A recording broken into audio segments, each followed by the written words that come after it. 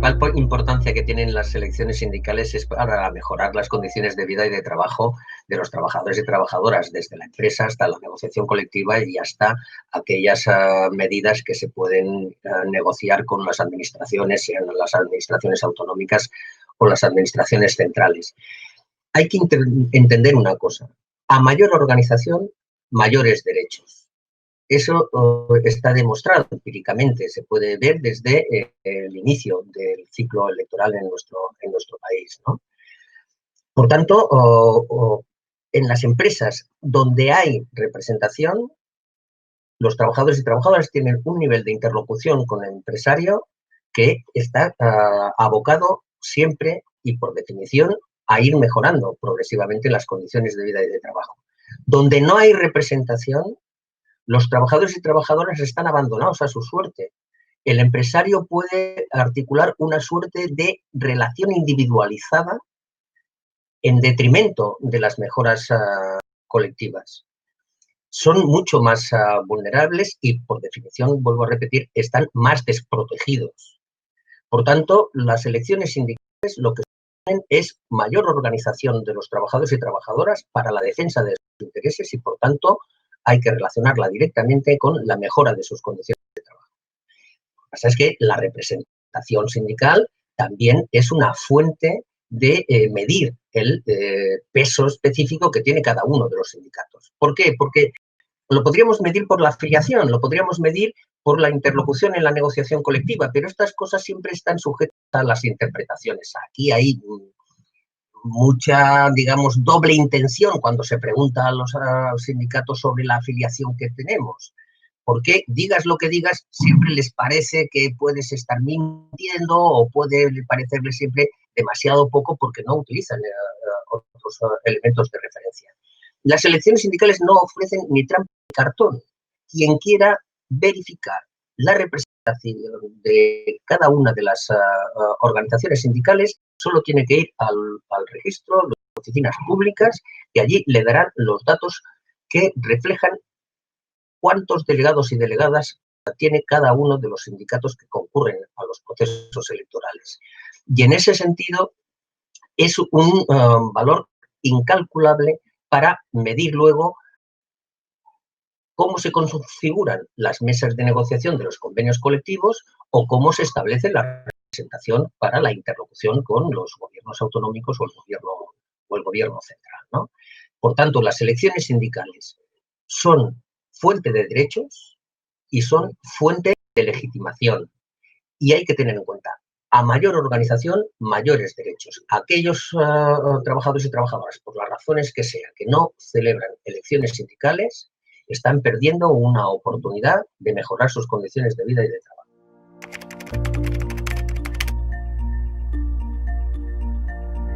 Se eligen 274.000 delegados y delegadas en este periodo que ha culminado en diciembre del 2019. De estos 274.000 delegados y delegadas que se eligen en todos los sectores de la producción y los servicios en el conjunto del Estado, Comisiones Obreras tiene 97.000. Ha mejorado sus resultados electorales respecto al ciclo pasado en más de 2.900 delegados y delegadas.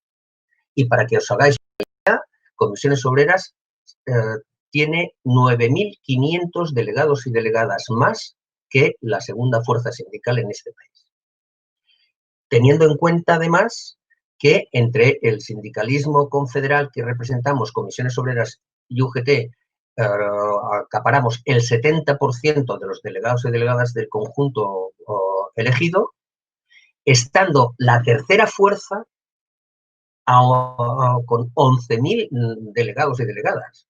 Es decir, de 97.000 que tenemos nosotros, 87.000 que tiene la siguiente fuerza, más o menos, pasamos a la tercera que tiene 11.000 delegados y delegadas.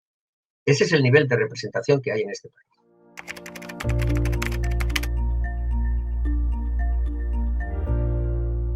Bueno, la valoración solo puede ser positiva. Si tú tienes en cuenta que se han elegido 13.000, creo recordar, 13.000 delegados y delegadas más que en el periodo anterior, y de esos 13.000 nosotros hemos obtenido 2.900 y el siguiente ha obtenido 1.800 y el siguiente ha obtenido 1.000, es decir, que Comisiones Obreras ha absorbido la mayor parte de los delegados y delegadas que se han elegido nuevos en este espacio, si tienes en cuenta que Comisiones Obreras vuelve a ser la primera fuerza sindical por 7ª vez consecutiva.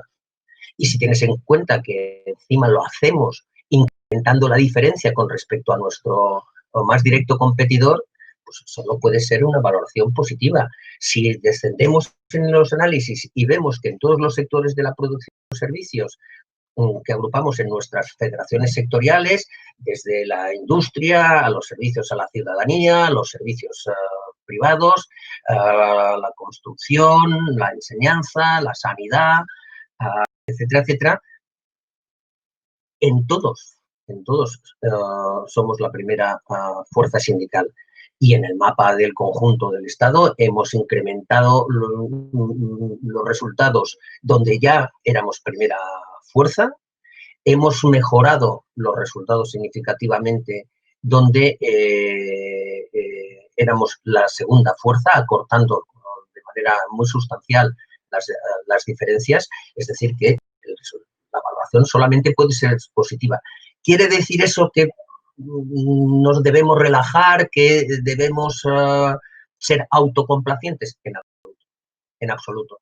Sobre todo por una razón que creo que se entenderá con mucha facilidad, sobre todo porque hay casi 500.000 empresas que, pudiendo tener delegados y delegadas, comités de empresa, no celebran elecciones. No, solo pensando en lo desprotegidos que están los trabajadores y trabajadoras de esas 500.000 empresas, solo pensando en lo que antes comentaba, la relación directa que existe entre representación y derechos, no podemos estar satisfechos porque el objetivo, lógicamente, es universalizar la representación, porque lo que queremos es universalizar los derechos.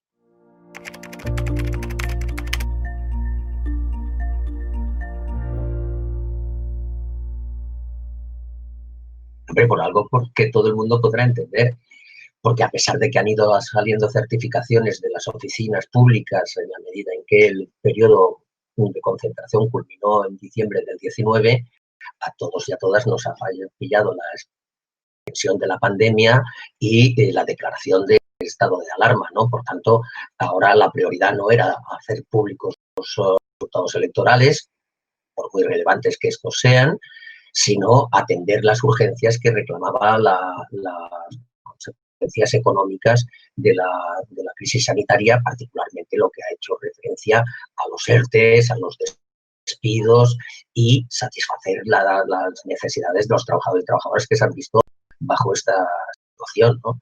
Entonces nos hemos volcado en eso y ahora que eso está razonablemente encauzado es cuando parece justificado que sí pongamos en valor los resultados electorales.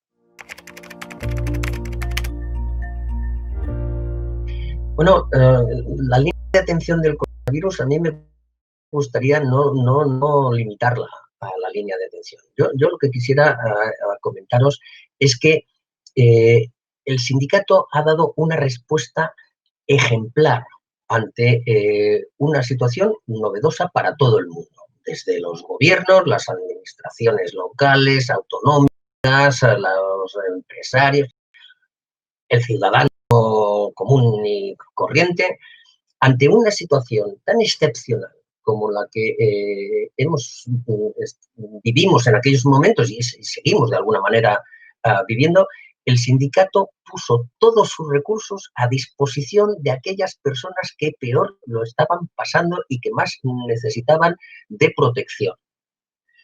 ¿Qué es lo que hicimos? Arbitramos una línea telefónica en el ámbito federal, arbitramos una comunicación vía correo electrónico en el ámbito confederal, pusimos recursos de los cuales luego os daré algunos detalles, pero lo más significativo es que eso que hicimos a nivel confederal lo hicieron todas nuestras terminales, es decir, todas nuestras organizaciones en territorios y en sectores. De tal manera que cualquier trabajador, fuese del sector que fuese, viviese donde viviese, ha tenido a Comisiones Obreras siempre a su disposición para atenderle en lo que necesitasen y para satisfacer, en la medida de nuestras posibilidades, sus inquietudes. Solo os diré que a nivel confederal, en lo que es la estructura confederal, que es lo de menos, porque es lo más reducido, ha habido 8 personas atendiendo teléfonos. Esas 8 personas canalizaban a 19 asesores sindicales, más que suficientemente cualificados, para atender tanto telefónicamente como los correos electrónicos que nos llegaban. Y estas personas, aquellas cuestiones que no podían resolver por la complejidad de las mismas, tenían 3 abogados y abogadas que les daban ya la última vuelta para que la respuesta fuese todo lo rigurosa que se merece en casos como este, por no decir siempre. Entonces, eso es un aporte en el ámbito estrictamente confederal que, si miramos en el conjunto de la organización, han sido más de 1.700 sindicalistas de todo el país y de todos los sectores de la producción y los servicios puestos a disposición de los trabajadores y trabajadoras que más lo han necesitado en estos momentos. Más de 280 abogados y abogadas que se han puesto al servicio en el conjunto del país, para el conjunto de los sectores, al servicio de esta atención, fuese telefónica, fuese por correo electrónico, fuese por WhatsApp, fuese a través de las redes sociales. Pensar que hemos atendido más de 150.000 llamadas y más de 35.000 correos electrónicos en las semanas más duras, ¿no?, del impacto de la crisis, vueltas de la extensión de la pandemia, como antes decía, ¿no? Que solamente en el ámbito este que os decía, más reducido o confederal, han sido más de 5.000 llamadas y han sido más de 8.000 correos electrónicos. Y un dato que me parece extraordinariamente relevante es que en lo que hemos atendido, por ejemplo, nosotros en el plano estrictamente confederal, el 75% eran personas no afiliadas. Personas que, sin tener otro referente, han recurrido a Comisiones Obreras porque era la organización que más confianza les podía ofrecer a la hora de leer sus consultas. Eso me parece que no solamente pone de manifiesto la gran capacidad de respuesta de la organización, la gran capacidad de respuesta del alma del sindicato, que son sus sindicalistas, sus profesionales como los abogados y las abogadas, sino también la gran utilidad del sindicato, porque no nos hemos dedicado exclusivamente a atender a aquellos que pagan mensualmente, trimestralmente su cuota, sino que hemos atendido también a mayor número, si cabe, como os decía antes, de personas que, sin estar afiliadas, recurrían al sindicato, porque para eso está el sindicato. Bueno, una de las reflexiones que hemos hecho al calor de este operativo que hemos montado para hacer frente a las preocupaciones, a las necesidades de los trabajadores y trabajadoras al calor de la pandemia, va en la dirección de que se debe estabilizar un servicio de esta naturaleza. Es decir, que si han recurrido a nosotros vía telefónica, vía correo electrónico, a lo largo de este tiempo, no podemos dejar de mantener esas líneas de comunicación, porque sería privar de una fuente de acceso rápida y directa a cientos de miles de trabajadores y trabajadoras, ¿no?, del conjunto del país, ¿no? Por lo tanto, la idea que tenemos es reconfigurar nuestros esquemas actuales, lo operativo que tenemos en marcha en la actualidad, para que se convierta en un servicio permanente. De suerte que haya crisis sanitaria, crisis económica o cualquier situación, los trabajadores y las trabajadoras sepan que tienen una vía de comunicación fácil, directa y, sobre todo, solvente.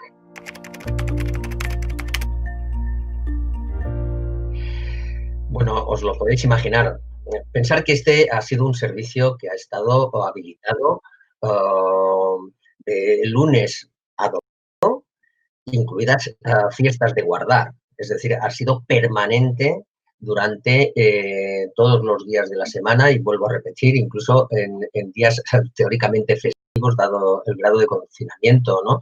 Pues hemos recibido de todo y en algunos casos con una carga de dureza que a nuestros sindicalistas les ha encogido el corazón. Es decir, porque no han sido solamente las preguntas necesitadas de una orientación laboral, por decirlo de alguna manera, ¿no? Sino que en muchas ocasiones lo que hemos hecho también ha sido poder escuchar la angustia que han estado sufriendo muchos trabajadores y trabajadoras a lo largo de estas semanas y de estos meses, ¿no? En términos generales, lo que era previsible, es decir, ha habido la inmensa mayoría en torno a los ERTES, la gente no sabía que era un expediente de regulación temporal de empleo, qué quería decir, en qué condiciones podían quedar. Ha habido muchas dirigidas a los despidos, porque a pesar de que los ERTES han conseguido amortiguar la tentación empresarial al despido rápido y fácil, ha habido despidos particularmente de trabajadores y trabajadoras, casi siempre jóvenes y mujeres que por disponer de contratos temporales han caído en el desempleo pues, vía despido, ¿no? Ha habido muchas preguntas sobre prestaciones, las prestaciones de desempleo, las prestaciones de los ERTES, todo lo relacionado con las prestaciones que tenían que canalizar a los servicios públicos. Ha habido muchas preguntas sobre la protección, los equipos de protección personal, las cuestiones de salud, de seguridad en el trabajo. Cuestiones todas muy, muy imaginables desde el primer momento, porque era lo que a todos como trabajadores y trabajadoras nos podía asaltar, ¿no? Pero yo insisto que no ha sido solamente la respuesta a estas cuestiones de carácter más laboral, incluso con el fundamento jurídico que podéis entender, sino también el que los trabajadores y trabajadoras hayan encontrado a alguien que les escuchaba para que les pudiesen contar sus problemas.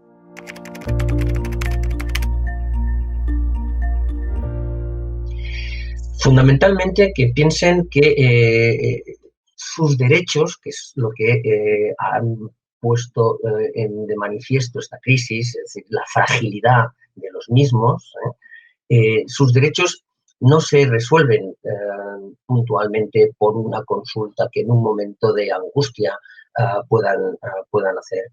Sus derechos se consiguen, se defienden, se consolidan en la medida en que los trabajadores y trabajadoras entendamos que debemos unirnos, que debemos organizarnos para defender colectivamente nuestros derechos personales y generales.